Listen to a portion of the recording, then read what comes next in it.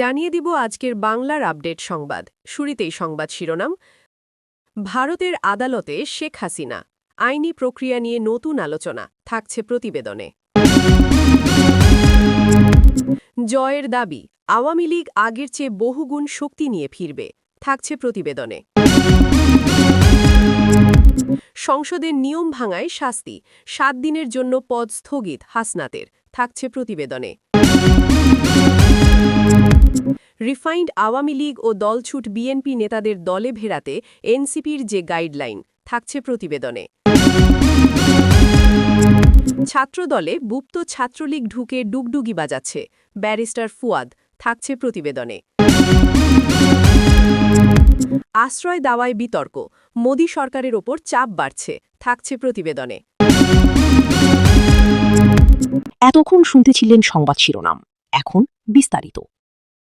ভারতের আদালতে শেখ হাসিনা, আইনি প্রক্রিয়া নিয়ে নতুন আলোচনা। সাম্প্রতিক সময়ে রাজনৈতিক অঙ্গনে ব্যাপক আলোচনার জন্ম দিয়েছে শেখ হাসিনাকে ঘিরে একটি বহুল আলোচিত দাবি। তিনি নাকি ভারতের আদালতের কোনো আইনি প্রক্রিয়ার মুখোমুখি হতে পারেন। বিষয়টি সামাজিক যোগাযোগ মাধ্যম, রাজনৈতিক মহল এবং সাধারণ মানুষের মধ্যে দ্রুত ছড়িয়ে পড়েছে। তবে এখনও পর্যন্ত এ বিষয়ে কোনো আনুষ্ঠানিক বা নির্ভরযোগ্য সূত্র থেকে নিশ্চিত তথ্য পাওয়া যায়নি। ফলে এটি নিয়ে জল্পনা কল্পনাই বেশি দেখা যাচ্ছে। আইন বিশেষজ্ঞরা বলছেন, একজন রাষ্ট্রনায়ক বা সাবেক প্রধানমন্ত্রীর বিরুদ্ধে অন্য দেশের আদালতে মামলা বা বিচার প্রক্রিয়া শুরু হওয়া অত্যন্ত জটিল বিষয়। আন্তর্জাতিক আইনের দৃষ্টিতে এটি নির্ভর করে বিচারিক এখতিয়ার, কূটনৈতিক সম্পর্ক, রাষ্ট্রীয় অনুমোদন এবং প্রযোজ্য আন্তর্জাতিক চুক্তির উপর।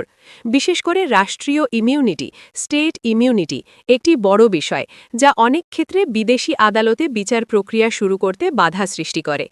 এই প্রেক্ষাপটে বিশ্লেষকরা মনে করছেন, শেখ হাসিনার মতো একজন উচ্চ পর্যায়ের রাজনৈতিক ব্যক্তিত্বকে ভারতের আদালতে বিচার প্রক্রিয়ার আওতায় আনা হলে তা শুধু আইনি নয়, বরং কূটনৈতিক দিক থেকেও অত্যন্ত গুরুত্বপূর্ণ হয়ে উঠবে। কারণ বাংলাদেশ ও ভারতের মধ্যে দীর্ঘদিনের ঘনিষ্ঠ সম্পর্ক রয়েছে এবং এমন কোনো পদক্ষেপ দুই দেশের সম্পর্ককে প্রভাবিত করতে পারে। রাজনৈতিকভাবে বিষয়টি নিয়ে মিশ্র প্রতিক্রিয়া দেখা গেছে। আওয়ামী লীগের ঘনিষ্ঠ মহল এটিকে ভিত্তিহীন ও উদ্দেশ্যপ্রণোদিত প্রচারণা হিসেবে দেখছে। তাদের মতে এ ধরনের খবর ছড়িয়ে রাজনৈতিক বিভ্রান্তি সৃষ্টি করার চেষ্টা করা হচ্ছে। অন্যদিকে বাংলাদেশ জাতীয়তাবাদী দলের কিছু নেতাকর্মী বিষয়টিকে গুরুত্বের সঙ্গে দেখার আহ্বান জানালেও তারাও কোনো নির্দিষ্ট প্রমাণ উপস্থাপন করতে পারেননি।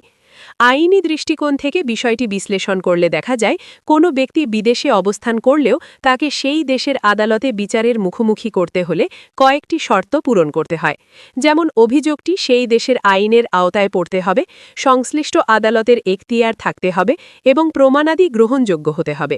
এছাড়া প্রত্যর্পণ সংক্রান্ত চুক্তিও এখানে গুরুত্বপূর্ণ ভূমিকা রাখে। তবে এখনও পর্যন্ত ভারত সরকার বা সংশ্লিষ্ট কোনো আদালতের পক্ষ থেকে শেখ হাসিনাকে নিয়ে কোনো আইনি পদক্ষেপের ইঙ্গিত পাওয়া যায়নি। ফলে বিষয়টি এখনও আনুষ্ঠানিকতার বাইরে এবং আলোচনার পর্যায়ে সীমাবদ্ধ রয়েছে। সাধারণ মানুষের মধ্যে এ নিয়ে ব্যাপক কৌতূহল দেখা গেছে।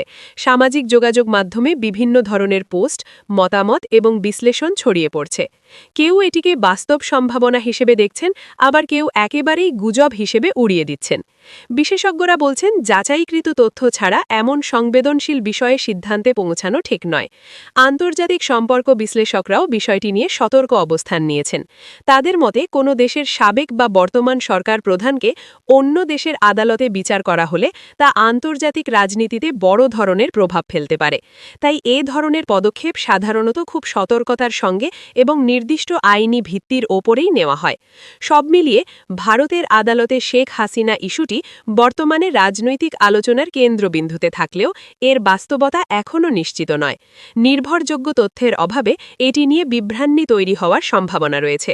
তাই বিশেষজ্ঞরা পরামর্শ দিচ্ছেন, আনুষ্ঠানিক ঘোষণা বা প্রমাণ ছাড়া এ ধরনের খবর বিশ্বাস না করাই শ্রেয়। ভবিষ্যতে যদি এ বিষয়ে কোনো আনুষ্ঠানিক অগ্রগতি হয়, তখনই বিষয়টির প্রকৃত চিত্র পরিষ্কার হবে। ততদিন পর্যন্ত এটি একটি আলোচিত কিন্তু অনিশ্চিত ইস্যু হিসেবেই থেকে যাচ্ছে বাংলাদেশের রাজনৈতিক প্রেক্ষাপটে।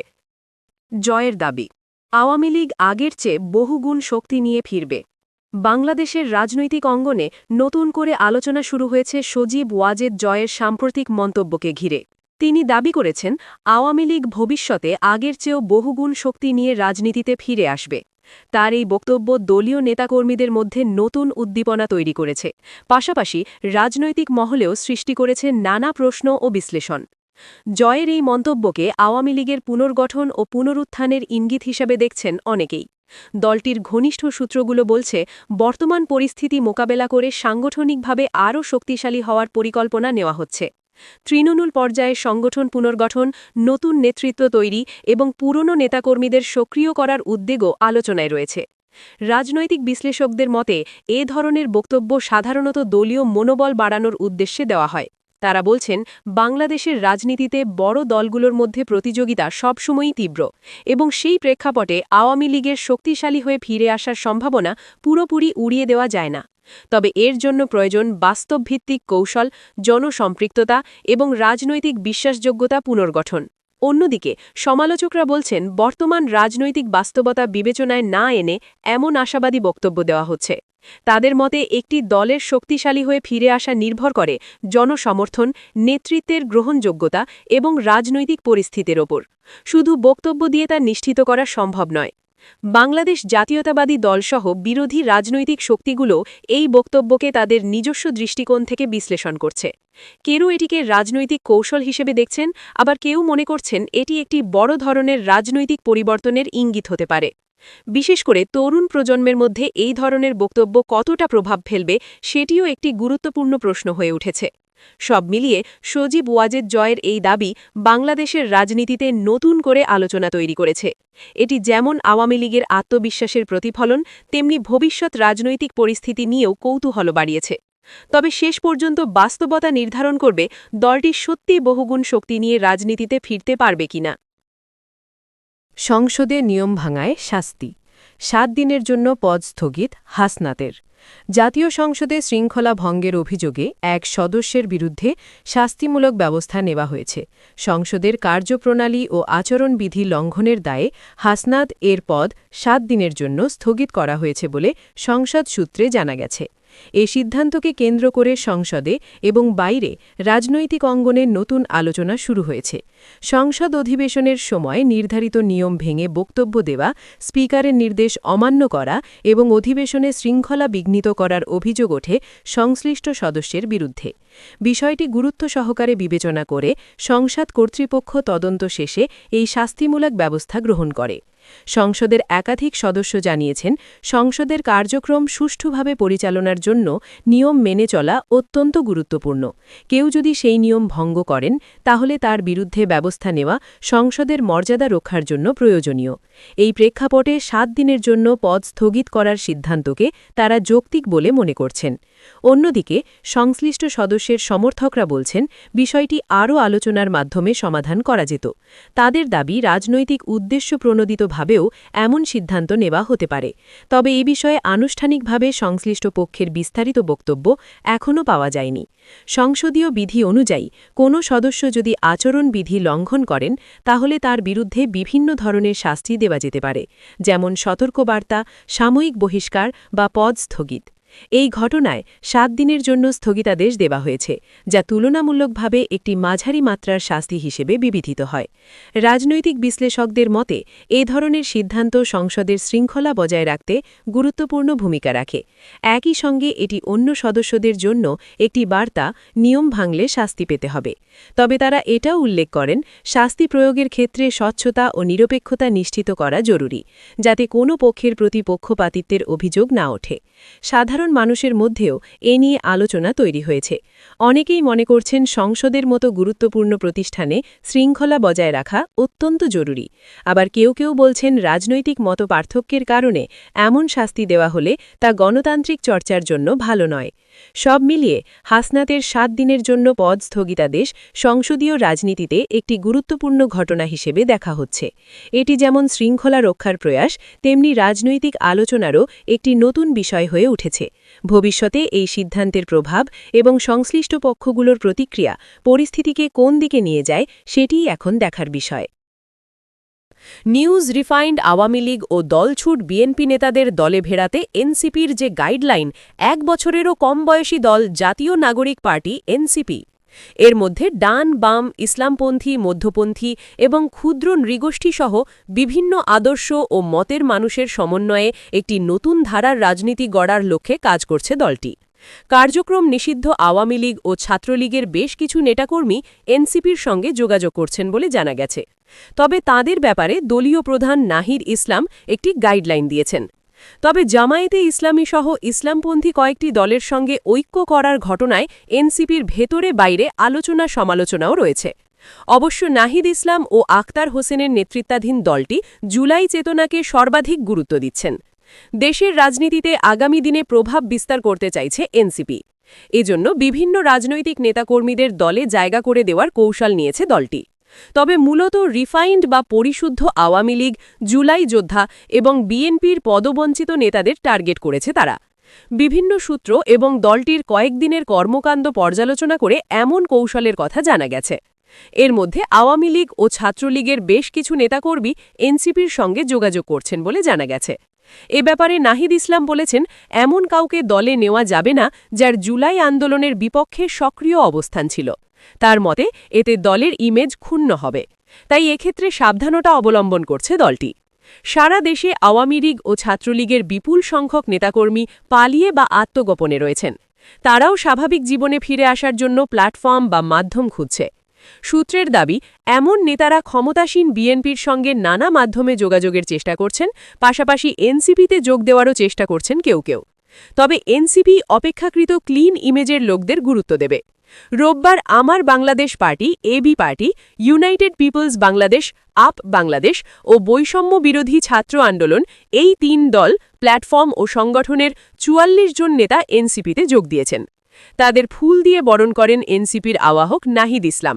এই যোগদানের পরপরই রাজনৈতিক মহলে জুলাই আন্দোলনের এই গুরুত্বপূর্ণ দলটি নিয়ে নতুন করে আলোচনা শুরু হয়েছে।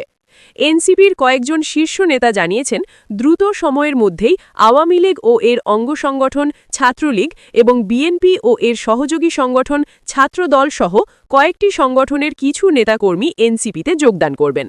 ইতোমধ্যে দেশের বিভিন্ন স্থান থেকে কয়েকটি রাজনৈতিক দলের জেলা উপজেলা পর্যায়ের কিছু নেতাকর্মী এনসিপিতে যোগ দিতে যোগাযোগ করছেন বলেও দাবি করেন তারা। রোববার যোগদান অনুষ্ঠানে নাহিদ ইসলাম বলেছেন, এনসিপিতে যুক্ত হওয়ার ক্ষেত্রে কারো সাবেক পরিচয় মুখ্য নয়। ছাত্রদল, ছাত্র শিবির, ছাত্র অধিকার পরিষদ, এমনকি ছাত্রলীগ হোক, তার সাবেক পরিচয় আমাদের কাছে মুখ্য নয়। তবে কোনো ফ্যাসিবাদী কার্যক্রম, গণহত্যায় অংশগ্রহণকারী, গণহত্যাকে সমর্থনকারী, চাঁদাবাজ, দুর্নীতির অভিযুক্ত ও সন্ত্রাসীকে কখনোই এনসিপিতে আসতে দেওয়া যাবে না বা থাকতে পারবে না। এনসিপির যুগ্ম আহ্বায়ক মুনিরা শারমিন সোমবার যুগান্তরকে জানান, দুটি বড় রাজনৈতিক দলের অঙ্গ সংগঠন ছাত্রদল, ছাত্রলীগ সহ দলগুলোর অন্য অঙ্গ সংগঠনের কিছু নেতাকর্মী এনসিপিতে যোগদান করবেন। তিনি বলেন, আমাদের দলের আহ্বায়ক বিষয়গুলো একেবারেই পরিষ্কার করে বলে দিয়েছেন যে কোনো রাজনৈতিক দলের নেতাকর্মীরাই এনসিপিতে। এদিকে সাবেক যুবদল নেতা ও ঢাকা ৭ আসনের স্বতন্ত্র প্রার্থী মোহাম্মদ ইশাক সরকার এনসিপিতে যোগ দেবেন বলে গুঞ্জন তৈরি হয়েছে। তবে খোঁজ নিয়ে জানা যায়, শিগগিরই তিনি এনসিপিতে যোগ দিতে পারেন। একটি সূত্রের দাবি, তার যোগদান প্রায় চূড়ান্ত পর্যায়ে রয়েছে। শুধু তাই নয়, দলটির ঢাকা মহানগর দক্ষিণ শাখার সভাপতির দায়িত্বেও তাকে দেওয়ার বিষয়ে এনসিপিতে আলোচনা চলছে। এছাড়া বিভিন্ন সময় সংসদ সদস্য হতে চেয়েও মনোনয়ন না পাওয়া ও পদবঞ্চিত ক্ষুব্ধ নেতাদের কেউ কেউ দলটিতে যোগ দিতে পারেন। সারা দেশে এমন বেশ কিছু নেতার সঙ্গে এনসিপির আলোচনা চলছে বলে দলটির নেতারা দাবি করেছেন। বিএনপি থেকে বহিষ্কৃত স্বতন্ত্র সংসদ সদস্য ব্যারিস্টার জমিন ফারহানা এনসিপিতে যোগ দিচ্ছেন, এমন খবরও সোশ্যাল মিডিয়ায় ছড়িয়ে পড়েছে। অবশ্য তিনি এ ধরনের সম্ভাবনাকে নাকচ করে দিয়েছেন। চট্টগ্রাম সিটি কর্পোরেশনের সাবেক মেয়র মোহাম্মদ মঞ্জুর আলম এনসিপিতে যোগ দিতে পারেন বলেও দেশের রাজনীতিতে আলোচনা আছে। এনসিপি নেতা ও কুমিল্লা ৪ আসনের সংসদ সদস্য হাসনাত আবদুল্লাহ ১৪ এপ্রিল চট্টগ্রামে মঞ্জুর আলমের বাসায় গিয়ে তার সঙ্গে সৌজন্য সাক্ষাৎ করলে এ আলোচনার সূত্রপাত হয়। তবে মঞ্জুর আলম দাবি করেছেন, হাসনাতের সঙ্গে তার রাজনৈতিক বিষয়ে কোনো আলোচনা হয়নি। মঞ্জুর আলম 2010 সালে চট্টগ্রাম সিটি কর্পোরেশন নির্বাচনে বিএনপির সমর্থন নিয়ে মেয়র নির্বাচিত হয়ে আলোচনায় আসেন। এরপর 2015 সালে এপ্রিলে অনুষ্ঠিত মেয়র নির্বাচনে বিএনপির সমর্থন পেলেও নির্বাচিত হতে পারেননি তিনি। তবে তাকে আর বিএনপির রাজনৈতিক কর্মকাণ্ডে দেখা যায়নি। এরপর 2018 সালের জাতীয় সংসদ নির্বাচন ও 2020 সালের চট্টগ্রাম সিটি কর্পোরেশন নির্বাচনে আওয়ামী লীগের মনোনয়ন চেয়েও পাননি মঞ্জুর আলম। 24 জুলাই আন্দোলনের সম্মুখ সারির একদল তরুণের নেতৃত্বে গঠিত দল এনসিপি ইতোমধ্যে জামায়াতে ইসলামীর সঙ্গে জোটবদ্ধ হয়ে জাতীয় সংসদে 6টি আসন পেয়েছে। দলের প্রধান নাহিদ ইসলামকে বিরোধী দলের চিফ হুইপের মতো গুরুত্বপূর্ণ দায়িত্ব দেওয়া হয়েছে। সংরক্ষিত নারী আসনেও তাদের 2 জন প্রতিনিধি আসছেন সংসদে। দলটি এখন তাদের কার্যক্রম প্রসারণের জন্য সংসদে সক্রিয় থাকার পাশাপাশি রাজপথের আন্দোলনও গতিশীল করতে তৎপর রয়েছে। দল বড় করতে সদস্য সংগ্রহ তাদের এখন অন্যতম প্রধান কর্মসূচি বলে জানা গেছে। এদিকে সাবেক যুবদল নেতা ও ঢাকা 7 আসনের স্বতন্ত্র প্রার্থী মোহাম্মদ ইশাক সরকার এনসিপিতে যোগ দেবেন বলে গুঞ্জন তৈরি হয়েছে। তবে খোঁজ নিয়ে জানা যায় শিগগিরই তিনি এনসিপিতে যোগ দিতে পারেন। একটি সূত্রের দাবি তার যোগদান প্রায় চূড়ান্ত পর্যায়ে রয়েছে। শুধু তাই নয়, দলটির ঢাকা মহানগর দক্ষিণ শাখার সভাপতির দায়িত্বেও তাকে দেওয়ার বিষয়ে এনসিপিতে আলোচনা চলছে। এছাড়া বিভিন্ন সময় সংসদ সদস্য হতে চেয়েও মনোনয়ন না পাওয়া ও পদবঞ্চিত ক্ষুব্ধ নেতাদের কেউ কেউ দলটিতে যোগ দিতে পারেন। সারা দেশে এমন বেশ কিছু নেতার সঙ্গে এনসিপির আলোচনা চলছে বলে দলটির নেতারা দাবি করেছেন। বিএনপি থেকে বহিষ্কৃত স্বতন্ত্র সংসদ সদস্য ব্যারিস্টার জমিন ফারহানা এনসিপিতে যোগ দিচ্ছেন এমন খবরও সোশ্যাল মিডিয়ায় ছড়িয়ে পড়েছে। অবশ্য তিনি এ ধরনের সম্ভাবনাকে নাকচ করে দিয়েছেন। চট্টগ্রাম সিটি কর্পোরেশনের সাবেক মেয়র মোহাম্মদ মঞ্জুর আলম এনসিপিতে যোগ দিতে পারেন বলেও দেশের রাজনীতিতে আলোচনা আছে। এনসিপি নেতা ও কুমিল্লা 4 আসনের সংসদ সদস্য হাসনাত আবদুল্লাহ 14 এপ্রিল চট্টগ্রামে মঞ্জুর আলমের বাসায় গিয়ে তার সঙ্গে সৌজন্য সাক্ষাৎ করলে এ আলোচনার সূত্রপাত হয়। তবে মঞ্জুর আলম দাবি করেছেন হাসনাতের সঙ্গে তার রাজনৈতিক বিষয়ে কোনো আলোচনা হয়নি। মঞ্জুর আলম 2010 সালে চট্টগ্রাম সিটি কর্পোরেশন নির্বাচনে বিএনপির সমর্থন নিয়ে মেয়র নির্বাচিত হয়ে আলোচনায় আসেন। এরপর 2015 সালে এপ্রিলে অনুষ্ঠিত মেয়র নির্বাচনে বিএনপির সমর্থন পেলেও নির্বাচিত হতে পারেননি তিনি। তবে তাকে আর বিএনপির রাজনৈতিক কর্মকাণ্ডে দেখা যায়নি।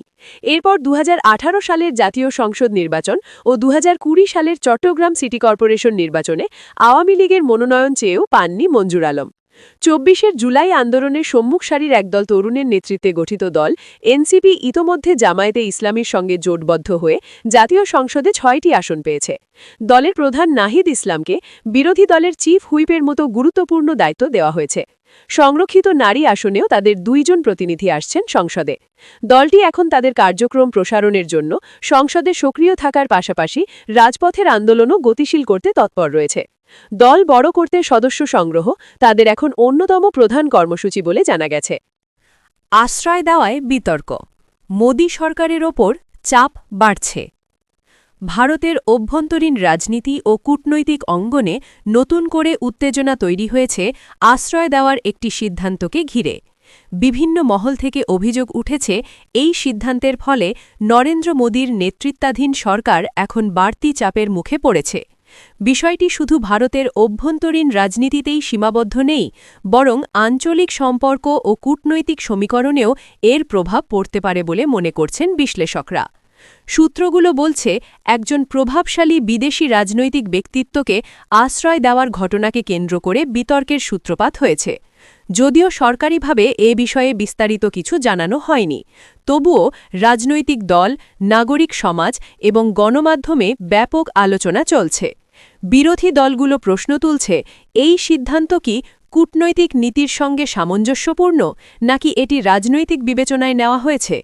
রাজনৈতিক বিশ্লেষকদের মতে এমন সিদ্ধান্ত নেওয়ার ক্ষেত্রে আন্তর্জাতিক আইন, মানবাধিকার বিবেচনা এবং দ্বিপাক্ষিক সম্পর্ক সবকিছুই গুরুত্বপূর্ণ। তারা বলছেন, আশ্রয় দেওয়ার বিষয়টি একদিকে মানবিক হলেও অন্যদিকে এটি কূটনৈতিক সম্পর্কের ওপর প্রভাব ফেলতে পারে। বিশেষ করে প্রতিবেশী দেশের সঙ্গে সম্পর্কের ক্ষেত্রে বিষয়টি সংবেদনশীল হয়ে ওঠে। ভারতের অভ্যন্তরীণ রাজনীতিতেও এই নিয়ে চাপ বাড়ছে। বিরোধী দলগুলো মোদী সরকারের কাছে ব্যাখ্যা চাইছে কেন এবং কী বিবেচনায় এই আশ্রয় দেওয়া হয়েছে। তারা দাবি করছে জনগণের সামনে পুরো বিষয়টি স্বচ্ছভাবে তুলে ধরা হোক। একই সঙ্গে কিছু মানবাধিকার সংগঠন বলছে আশ্রয় দেওয়ার ক্ষেত্রে আন্তর্জাতিক মানদণ্ড মেনে চলা হয়েছে কিনা সেটিও স্পষ্ট করা প্রয়োজন। অন্যদিকে সরকার পক্ষের ঘনিষ্ঠ সূত্রগুলো বলছে এটি একটি মানবিক ও কৌশলগত সিদ্ধান্ত, যা আন্তর্জাতিক প্রেক্ষাপট বিবেচনা করেই নেওয়া হয়েছে। তারা মনে করছে ভারতের মতো একটি বড় গণতান্ত্রিক দেশের জন্য এই ধরনের সিদ্ধান্ত অস্বাভাবিক নয়। কূটনৈতিক দৃষ্টিকোণ থেকেও বিষয়টি গুরুত্বপূর্ণ হয়ে উঠেছে। সংশ্লিষ্ট দেশের সঙ্গে ভারতের সম্পর্ক এই ঘটনার ফলে প্রভাবিত হতে পারে বলে আশঙ্কা করা হচ্ছে। বিশেষ করে দক্ষিণ এশিয়ার ভূ-রাজনৈতিক পরিস্থিতিতে এমন সিদ্ধান্ত নতুন সমীকরণ তৈরি করতে পারে। সাধারণ মানুষের মধ্যেও এ নিয়ে মিশ্র প্রতিক্রিয়া দেখা গেছে। কেউ এটিকে মানবিক দৃষ্টিকোণ থেকে ইতিবাচক হিসেবে দেখছেন, আবার কেউ মনে করছেন এটি রাজনৈতিক ঝুঁকি তৈরি করতে পারে। সামাজিক যোগাযোগ মাধ্যমে বিষয়টি নিয়ে ব্যাপক আলোচনা চলছে। সব মিলিয়ে আশ্রয় দেওয়ার এই ঘটনাকে কেন্দ্র করে নরেন্দ্র মোদীর সরকারের ওপর যে চাপ তৈরি হয়েছে তা আগামী দিনে আরও বাড়তে পারে বলে ধারণা করা হচ্ছে। সরকার কিভাবে এই পরিস্থিতি মোকাবিলা করে ও কূটনৈতিক ভারসাম্য বজায় রাখে সেটিই এখন দেখার বিষয়।